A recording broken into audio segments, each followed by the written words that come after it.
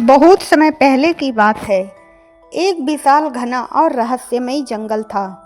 उस जंगल में एक शक्तिशाली सिंह रहता था जिसका नाम था मदोदकट। उसकी गर्जना इतनी भयंकर थी कि जंगल के दूर दूर तक रहने वाले जानवर भी डर से कांप उठते थे।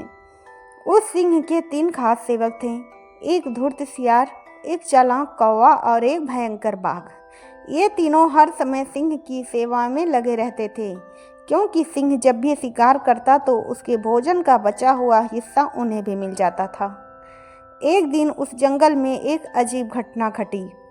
दूर रेगिस्तान की ओर से एक थका हारा ऊंट भटकते भटकते उस जंगल में आ पहुंचा। वह अपने काफिले से बिछुड़ गया था और कई दिनों से भूखा प्यासा भटक रहा था। जब कौवे की नज़र उस पर पड़ी तो वह तुरंत उड़कर सियार के पास गया और फिर कौवा बोला, मित्र, मैंने जंगल में एक बहुत अजीब चीज़ देखा है। फिर सियार बोला, चलो उसे स्वामी के पास ले चलते हैं। वे दोनों ऊंट को सिंह के पास ले आए। सिंह ने गंभीर आवाज में पूछा, तुम कौन हो और हमारे जंगल में क्यों आए हो? ऊंट ने विनम्रता से सिर झुकाकर कहा, महाराज, मैं एक व्यापारी के काफिले के साथ जा रहा था।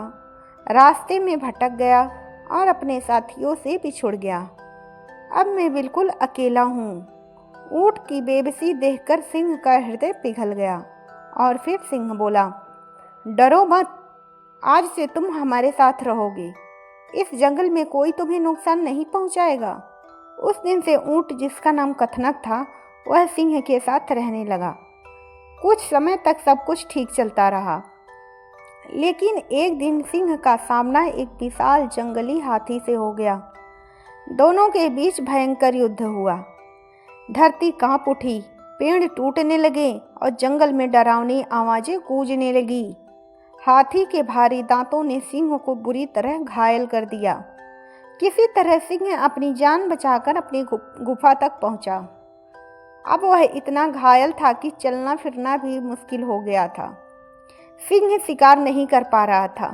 दिन बीतते गए और उसके सेवक सियार, कौवा और बाघ भूख से तड़पने लगे। वे पूरे जंगल में शिकार ढूंढते रहे, लेकिन उन्हें कहीं कोई जानवर नहीं मिला। भूख ने धीरे धीरे उनके मन में लालच और क्रूरता भर दी। तभी धूर्त सियार ने कौवे से धीरे से कहा, मित्र, जब शिकार नहीं मिल रहा है तो क्यों ना उस बोले ऊंट को ही मारकर खा लिया जाए। कौवे ने भी सहमति में सिर हिला दिया। दोनों मिलकर सिंह के पास गए और बोले, महाराज, हमने पूरे जंगल में खोज की पर कहीं कोई शिकार नहीं मिला। यदि आप अनुमति दे तो आज हम उस ऊंट को मारकर आपके भोजन की व्यवस्था कर सकते हैं। सिंह तुरंत गरज उठा, नहीं, वह हमारे पास शरण लेकर आया है और शरण में आए हुए जीव को मारना अधर्म है। लेकिन सियार बहुत चालाक था। उसने धीरे धीरे सिंह के मन को बदल दिया। सियार ने एक चाल चली। सबसे पहले कौवा सिंह के पास सामने आया और बोला, महाराज, आप भूखे हैं, मुझे खा लीजिए। सियार तुरंत बोला, नहीं महाराज, इसका शरीर बहुत छोटा है। फिर सियार आगे आया और बोला, महाराज, मुझे खा लीजिए। कौवा बोला, नहीं, यह आपका सच्चा सेवक है। फिर बाघ आगे आया, महाराज, मेरी देह से आपकी भूख मिट जाएगी। सियार बोला, नहीं, इसके नाखून खतरनाक हैं। अब बारी आई भोले ऊंट कथनक की।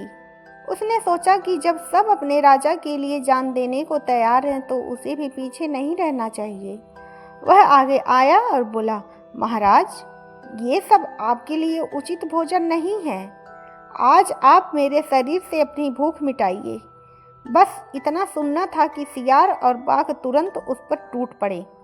कुछ ही क्षणों में उन्होंने उसका पेट फाड़ दिया। भूख से व्याकुल सिंह और उसके साथी तुरंत उस बेचारे ऊंट को खा गए। जंगल फिर शांत हो गया, लेकिन उस शांति के पीछे छिपा था विश्वासघात और लालच का कड़वा सच। अतः दोस्तों, हमें इस कहानी से यह सीख मिलती है कि धूर्त और कपटी लोगों से हमेशा सावधान रहना चाहिए। मीठी बातों में आकर कभी अपनी समझ नहीं खोनी चाहिए। मूर्ख या विवेकहीन नेता के साथ भी रहना खतरनाक होता है, क्योंकि गलत संगति और गलत निर्णय अक्सर लोगों को ही सबसे बड़ा नुकसान पहुंचाते हैं।